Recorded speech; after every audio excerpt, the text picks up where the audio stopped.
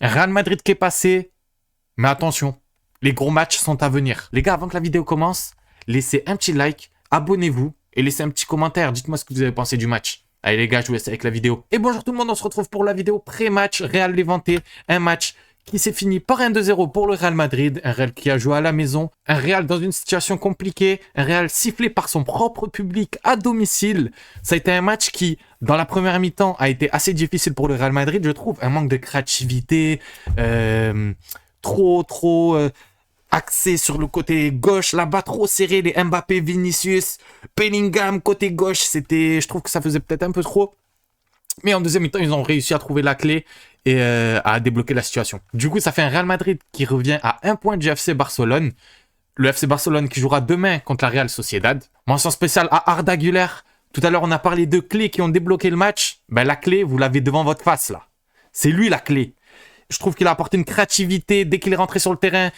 Un mec qui pouvait mieux structurer le jeu. Poum, ça change de côté, ça joue, c'est plus technique. Personnellement, je pense que Arda Güler, prochain match contre Monaco, c'est possiblement titulaire, mais en tout cas, le prochain match contre Villarreal, c'est titulaire, je pense.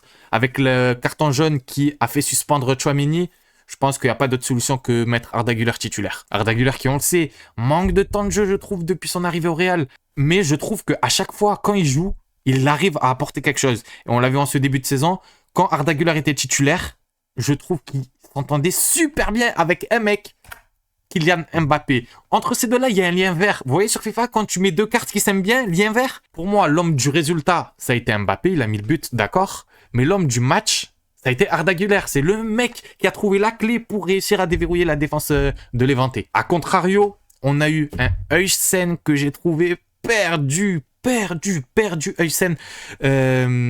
Franchement, pas bon match pour lui. Je l'ai trouvé un peu paniqué. Et c'est pas la première fois que Huysen, dans les matchs un peu à enjeu, bon là c'était contre Levante, le 19e, mais dans les matchs où il y a un peu de pression, il explose. Vous allez me dire, oui, c'est un mec de 20 ans. Et vous avez raison. Mais ça ne me rassure pas en fait, que dans les grands matchs, il passe à travers. Il y a aussi des joueurs qui se sont fait siffler, mais là je veux faire un point spécial sur Vinicius et Bellingham, parce que Valverde, j'ai l'impression que c'était un peu moins quand même, et je trouvais que c'était plus accentué sur ces deux joueurs.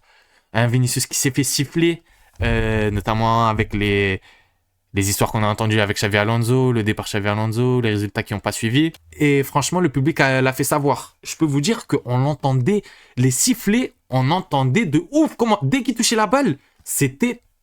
En tant que supporter du Barça, c'était quand même assez drôle. Les supporters, ils sifflaient leurs joueurs, ça sortait les mouchoirs. Je me suis dit, mais ils veulent saboter leur équipe, là. Faut supporter, là, les gars. Ils ont réussi à gagner, franchement.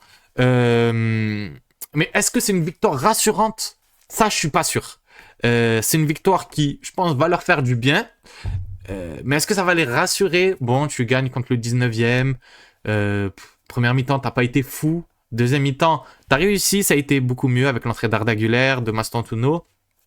Mais je pense qu'il y a quand même un step à passer pour le Real Madrid. Aïe, aïe, aïe, c'est des semaines qui vont être chargées, des semaines qui vont être importantes avec Real Monaco mardi, Villarreal, Real Madrid samedi prochain, Benfica en Ligue des Champions après, et le Rayo Vallecano le 1er février. Ça, c'est des gros matchs. Et attention, un Real dans la situation actuelle, ça peut être chaud. Franchement, si tu me dis que là, sur ces 4 matchs, ils perdent dans 2 de ces matchs, ça me choque même pas. À voir si le Real va réussir à sortir la tête de l'eau et de toute façon, ça, c'est eux qui vont parler sur le terrain. Ou si ça va encore rechuter. Mais je pense que les vrais tests, en tout cas, ça va être dans les semaines qui vont venir. Les gars, donc un Real pour qui ça a été compliqué en première mi-temps. En deuxième mi-temps, ça a été beaucoup mieux, notamment avec l'entrée d'Arda Güler, Mastantuono, des mecs un peu plus créatifs. Mais ce n'est pas un truc de fou non plus. Faut se calmer, c'était les 19e, faut pas s'enflammer. Ok, Real Madrid qui a réussi à pas perdre de points contre Levante. On va voir si ça va continuer dans les prochaines semaines. Les gars, c'est la fin de cette vidéo. N'oubliez pas, commentaire, like, abonnez-vous. Et brrr